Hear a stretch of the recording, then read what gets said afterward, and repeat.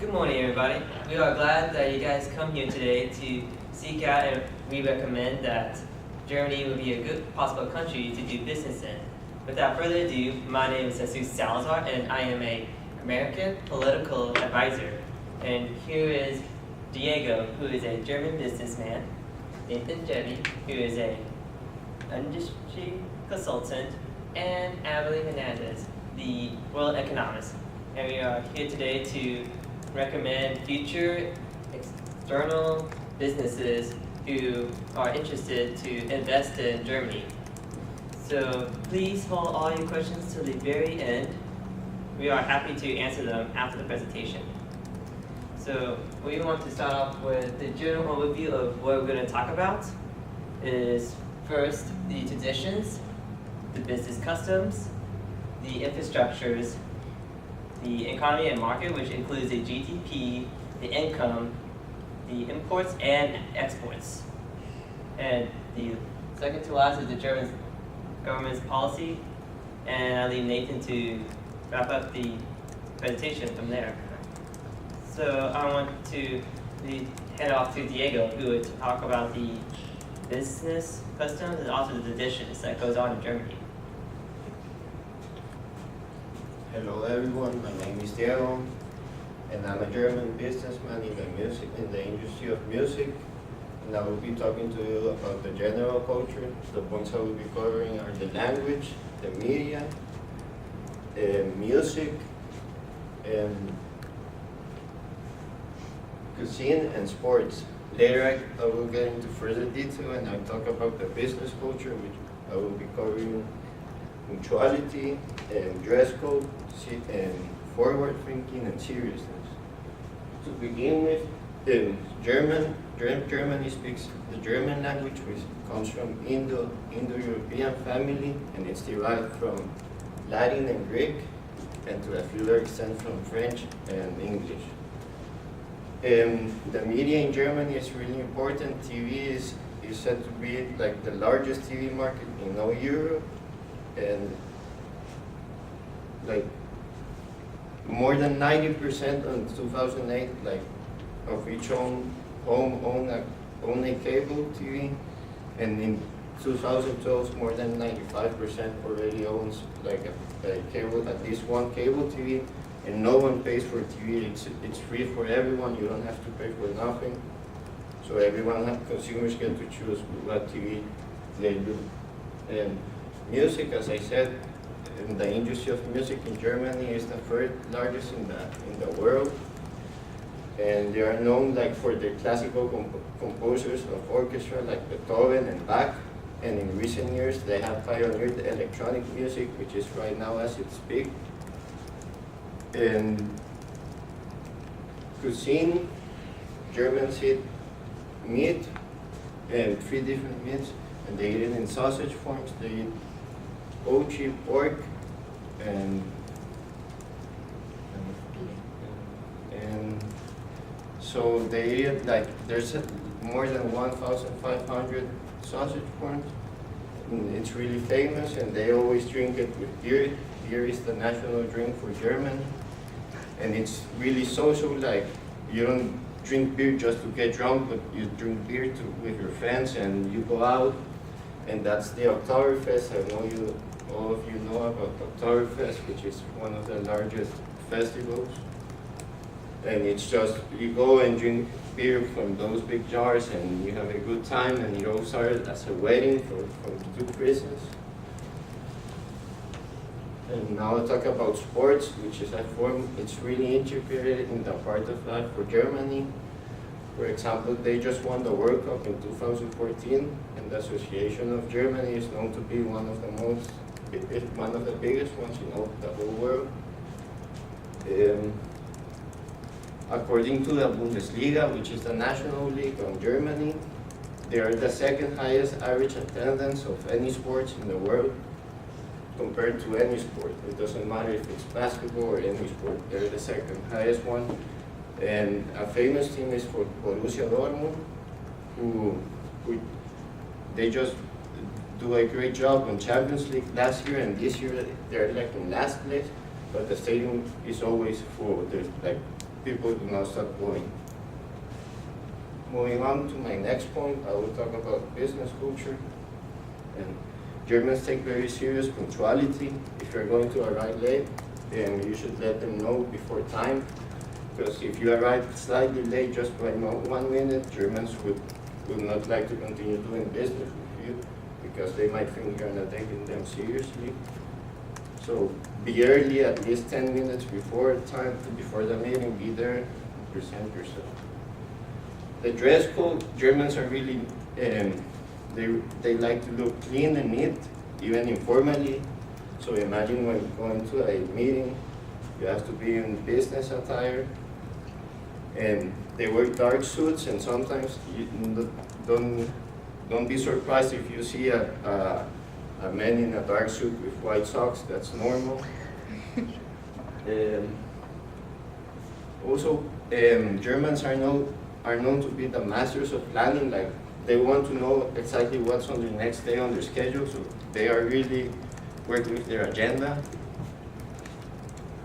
And serious. When doing business, do not combine humor with business. That's the worst thing you can do with Germans. Because when doing business, it's just business, it's seriously, and they think there's time for it, just proper time for everything. So when doing business, just remember to take it seriously, because if not, they will feel like disrespectful. Now we'll hand it off to Nathan, who will talk about the infrastructure. Hello everyone. As Diego said, my name is Nathan Jebby. I'm a business consultant, and my job is to work with businesses and help them optimize their production line. Now, as far as infrastructure goes, Germany has one of the best infrastructures in the world. In fact, the second best, only second to Hong Kong. And that truly shows through our trade network. The port of Hamburg. The Hamburg port is Europe's second largest container port to the north of Germany and moves 121.2 million tons of cargo per year, which is absolutely massive. The carport of Bremerhaven is Europe's largest carport. And for those of you who don't know what a carport is, it's basically a middleman storage facility where cars from foreign countries or domestic are stored there, they're held for a little while, then they're shipped out. And Bremerhaven moves around 2 million cars per year, foreign and domestic.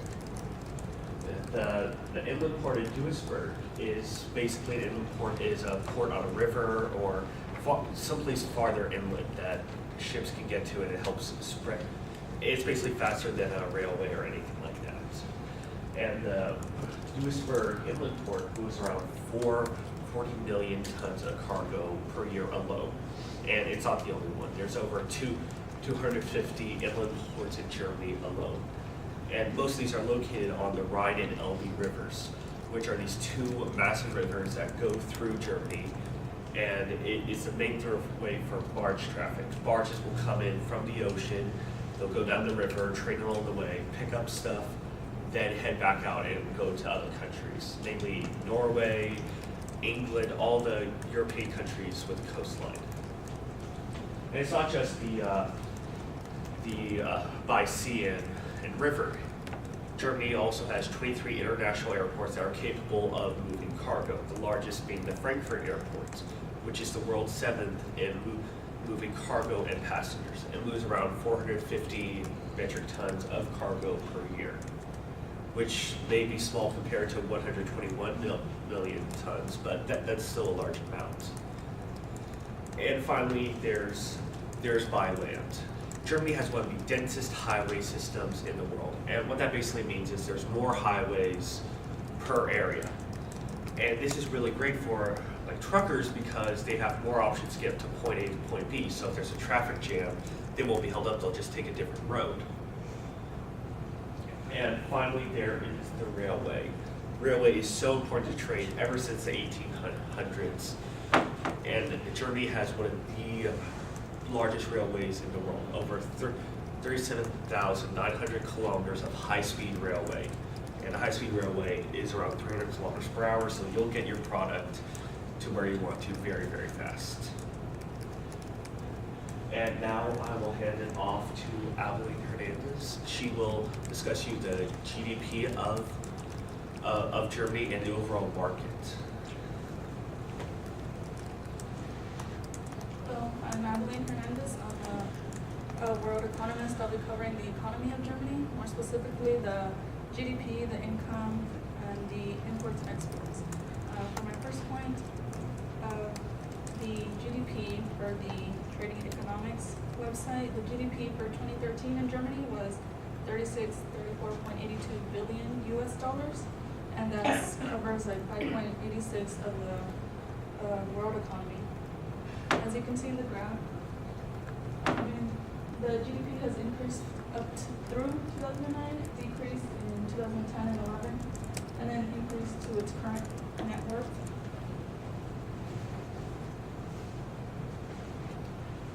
According to the Germany Country Monitor, the Eurozone debt crisis will slow the speed and the significance of the exports, but there still will be a gradual increase.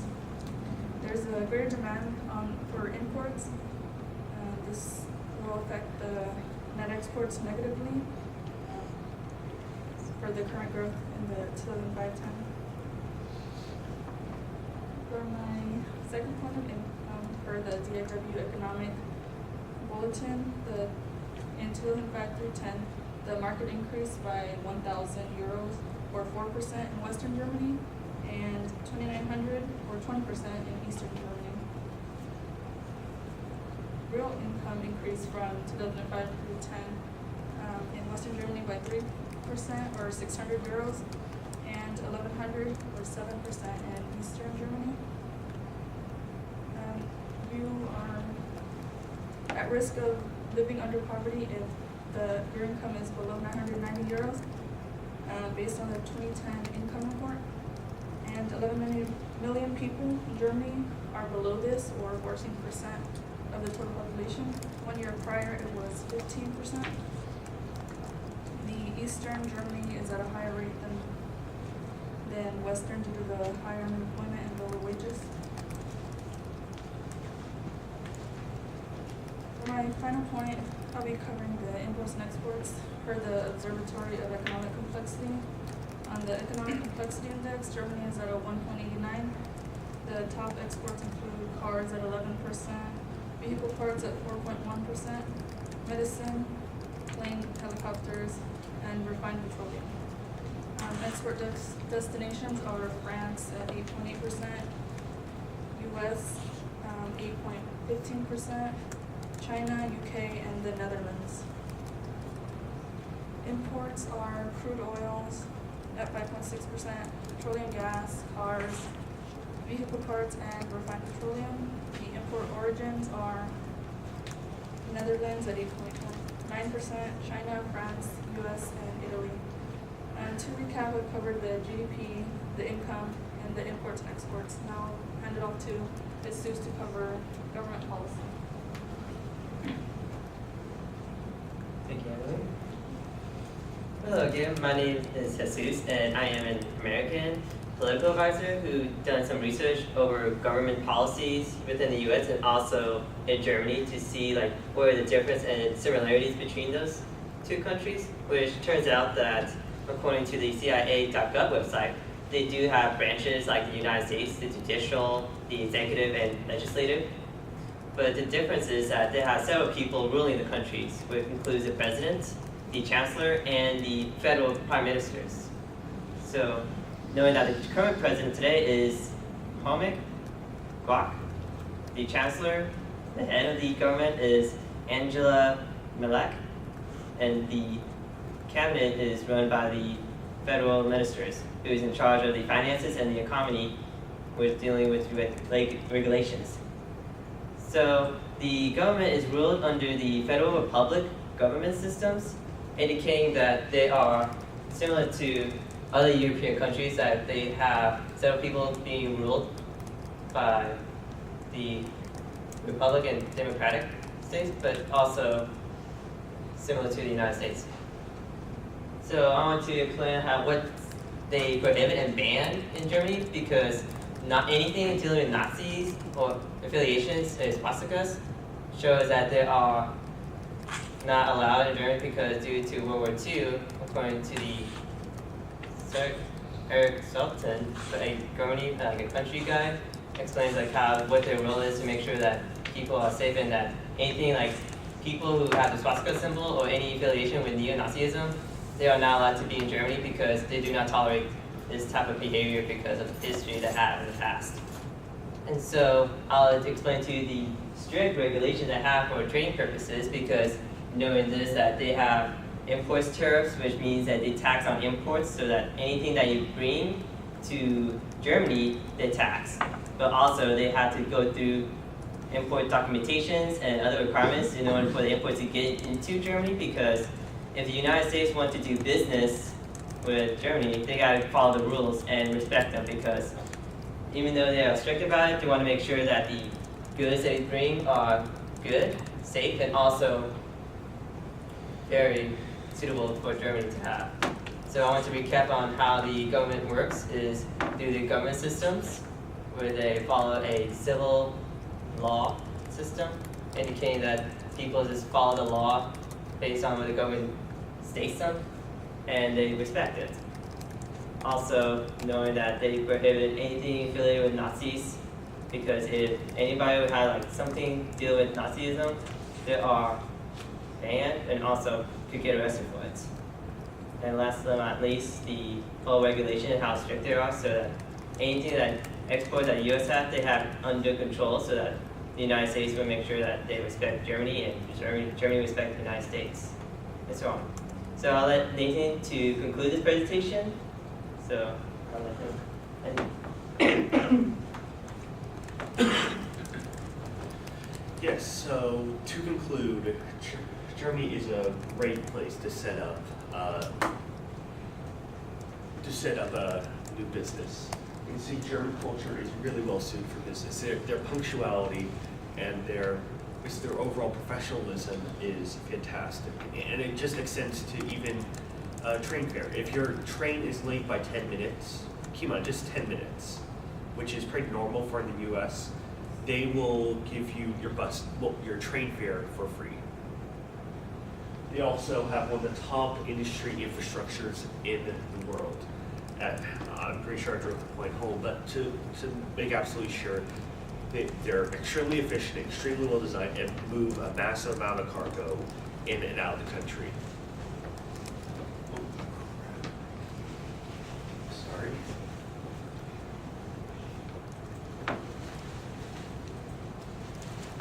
Here we go. The German market is also very healthy. We've seen a steady rise of imports and exports, which means businesses inside and outside Germany will see growth. And this is great for either current businesses that want to expand or just new businesses that want to start up. They also have a government system that follows similar regulations to the U.S. So a U.S. company coming in wouldn't have to change too much of their rules would be the best word to adapt to German laws, all except for Nazi symbolism. But honestly, as long as you don't use a swastika as a business logo, you should be fine. They also have a culture that is very, very rich. It goes back to the ancient times, to the Romans, with the berserkers of the